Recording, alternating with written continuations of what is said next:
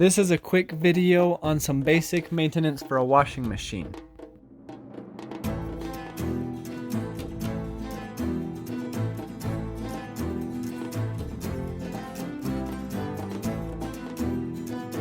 Take the bottom cover off with the 5/16 hex head and put your absorbent pad underneath the drain. Then unscrew the drain plug and let the water come out. Ew. Ugh. Clean the drain plug really well.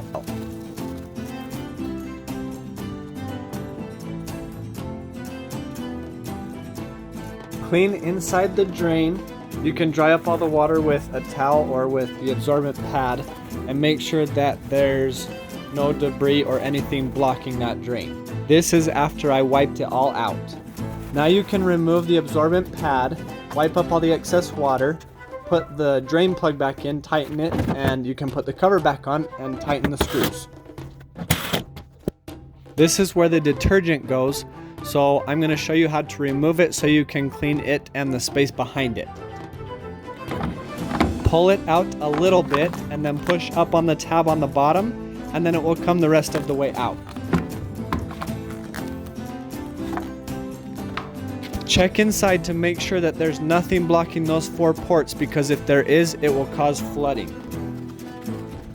Now clean that area up with a paper towel and also the little detergent drawer. Now pop it back in where it goes and you're good. Check the things that I showed you in this video about every 6 months, and hopefully your washing machine will work properly.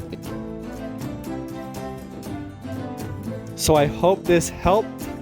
Good luck, and thank you so much for watching.